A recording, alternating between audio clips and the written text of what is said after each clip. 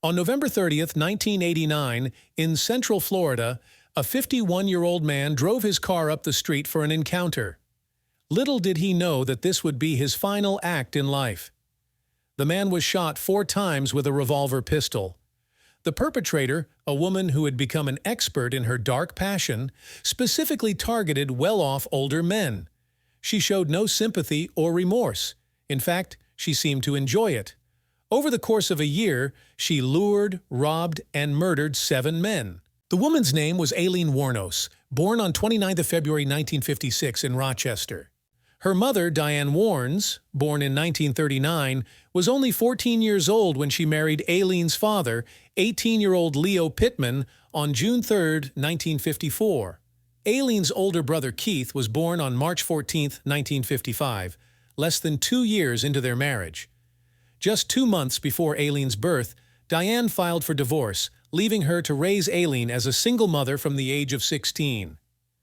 Aileen never met her father. In 1967, Leo Pittman was sentenced to life imprisonment for assaulting a 7-year-old girl. He suffered from schizophrenia and eventually took his own life in prison on January 30, 1969.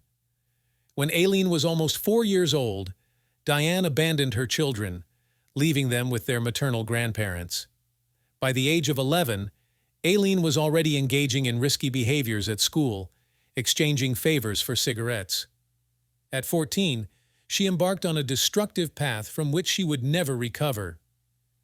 Aileen's own child was taken away from her immediately after birth, and tragedy struck again when her grandmother died from liver failure. Her grandfather blamed Aileen for the death and threw her out of the house when she was just 15 years old. Aileen's life took a tumultuous turn as she found herself living on the edge, surviving in the forest near the end of the street. With winter approaching, she faced a critical decision: find shelter or seek a warmer place. Opting for the latter, she embarked on a nearly 1,000-mile hitchhiking journey to Colorado. However, her arrival there led to her first arrest for driving under the influence, where she was caught with a .22 caliber handgun. Colorado didn't hold her for long. In 1976, she hitchhiked once more, this time arriving in Florida. There, she swiftly married a wealthy 69-year-old man who held the prestigious position of yacht club president. But their marriage was far from idyllic. Aileen's violent tendencies escalated, and she physically abused her husband, even using his own cane against him. Eventually, he obtained a restraining order, and their marriage unraveled within weeks. Tragedy struck again when Aileen learned of her brother's death. Losing the last person she felt connected to devastated her. With the money from her brother's passing depleted, she turned to armed robbery, which soon landed her back in jail. However, this stint behind bars only fueled her criminal career. Reports began to circulate about Aileen's various crimes, including drunk driving and battery. She even threatened a customer with a gun over a mere $200. Her behavior spiraled out of control.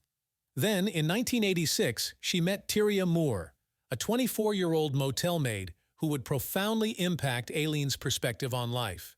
Their relationship led Aileen down a familiar path, one filled with danger and criminal activity. By 1989, she and Tyria were living recklessly, committing crimes along Daytona Beach. But one fateful night, Aileen encountered 51-year-old Richard Mallory. Their initial partying took a dark turn, setting the stage for a tragic series of events. Aileen's descent into darkness continued as she targeted more victims. Richard Mallory fell prey to her violence, shot 4 times, and robbed of his belongings. The evidence was scant, leaving the police with few leads to connect the crime to Aileen. Fueling her newfound taste for blood, Aileen now held power over the men who had victimized her throughout her life. She had a type: middle-aged white men traveling alone on the roads. On May 19, 1990, she struck again, this time with David Spears. After getting into his car, she pulled out her gun and shot him 6 times. Her killings weren't merely about ending lives, they were an assertion of dominance. Weeks later, she followed her routine with Charles Cascard, luring him to a remote location. As her victims undressed, she approached the driver's side window and shot them point blank. Charles suffered 9 gunshot wounds, and Aileen took his car and belongings, a new twist in her crimes. Soon after, she encountered Christian missionary Peter Sims.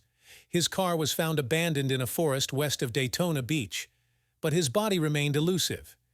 Inside the car, pawnshop tickets linked back to stolen items from other victims. The couple's escape after a car crash left the police searching for answers. As the investigation unfolded, the police discovered a palm print on the driver's side door, and Aileen's extensive criminal record made her a prime suspect. Connecting her to the murders would take time, but she remained active during this period. On July 30th, she encountered Troy Burris, whom she shot twice in a manner consistent with her previous victims. But she wasn't finished. On September 11, 1990, Charles Richard Dick Humphreys became her next target. His fully clothed body was found in Marion County, bearing 7 gunshot wounds to the head and torso. The mounting evidence suggested a single perpetrator behind these connected murders, but her identity remained elusive. During the winter of 1990, a task force formed, intensifying the investigation. Aileen, however, wasn't ready to be caught. Her final victim was Walter Gino Antonio, age 62. On November 19, 1990, Antonio's nearly naked body was discovered near a remote road in Dixie County, shot 4 times in the back of the head. Eyewitnesses reported seeing 2 women leaving the crashed car, leading to a composite sketch of the pair. Publicizing the sketches yielded immediate results. Calls mentioning Aileen and Tyria flooded in. Undercover investigators frequented the bars Aileen visited, hoping to find the elusive duo. Finally, an undercover officer spotted her playing pool in a bar, initiating a surveillance operation that would bring them closer to apprehending her. Aileen Wuornos was finally arrested at the Last Resort Biker Bar in Port Orange, Volusia County, on January 9, 1991. The next day, Tyria Moore was apprehended in Pittston, Pennsylvania. Moore was persuaded to turn on her lover and elicit a confession from Wuornos. She recounted that while they were watching TV, Wuornos confessed to having shot and killed a man that day. During a taped phone call on January 16th, Wuornos admitted to Moore that she had committed the murders. On January 27, 1992, Wuornos was convicted of Richard Mallory's murder. During the trial, defense psychiatrists argued that she was mentally unstable and suggested she might be suffering from borderline personality disorder. Despite this, Wuornos was sentenced to death for Mallory's murder. On March 31, 1992, Wuornos pleaded no contest to the killings of Charles Carskadden, Troy Burris, and David Spears, receiving 3 more death sentences. She later pleaded guilty to the murders of Peter Sims and Antonio, again receiving the death penalty. Wuornos did not have to answer for the murder of Walter Gino Antonio, as his body was never found. Wuornos spent the next decade on death row at the Florida Department of Corrections Broward Correctional Institution.